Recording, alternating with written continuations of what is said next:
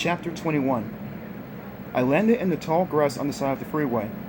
I started to walk, searching for a sign to tell me where I was. I walked and walked. The night was quiet, except for the cars that roared by and the creepy rustling sounds that escaped from the roadside bushes. I stared into the bushes, saw them move. My heart began to beat faster. I broke into a jog. Cars and trucks whirred by me. A sharp chittering noise rang out from the dense thicket beside the highway.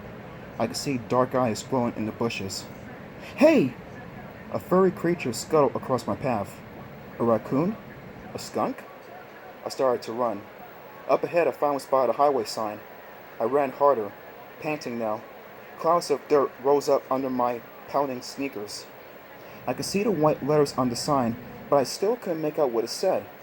As I ran toward it, a car pulled alongside me and stopped.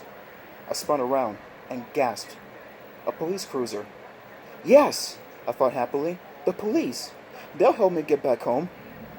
Do you need help? One of the officers stepped out of the squad car. He tipped his cap back and stared into my eyes. Yes, I do. I'm kind of lost, I told him breathlessly. Can you take me home to Malibu? What is your name? He asked. Jack. Well, Jack, you're pretty far from Malibu. How'd you get here? He asked. I didn't answer. What could I say? I flew here? They take me back all right and lock me up with all the other crazy people in Los Angeles. Jack, did someone drive you here? I shook my head, no. Well, did you just drop out of the sky? He sounded as if he was losing his patience. I shrugged my shoulders lamely. Get in the car, Jack. The officer nodded toward the car door. We'll find your parents for you. Oh no. I suddenly changed my mind. I can't let them take me back, I decided, shaking in panic. What will I tell Mom and Dad? How will I explain to them I got here? I edged away. The officer reached out to me. Get in, Jack. We'll help you. No thanks, I told him. I raised both arms over my head and took off. Gazing down, I saw the other officer leap out of the car. The two of them stood side by side, gaping up at me with their mouths open wide.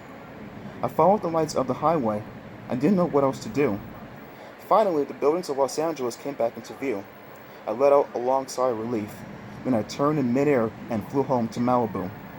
I landed quietly behind the garage. I smoothed out my hair, straightened my t-shirt. I took a deep breath and sneaked into the house.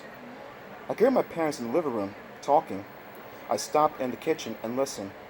Were they talking about me? Did they notice I was gone?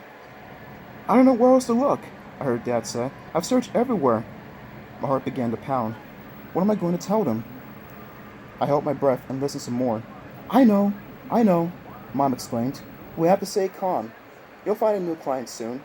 Someone with real talent. I just know it. I breathed a long sigh of relief. They didn't notice. Next time, I have to be more careful, I promised myself. Much more careful. Mia is right. Flying can be really dangerous, especially if you don't know where you're flying. I tiptoed to my room and closed the door. The phone rang. Are you ready for the big race tomorrow? It was Wilson. Huh? What race? I asked. I told Mr. Grossman that we're going to put on a race for the whole school tomorrow, Wilson declared. What kind of race? I asked him. A race they'll never forget. 22. Next time, peeps. Take care.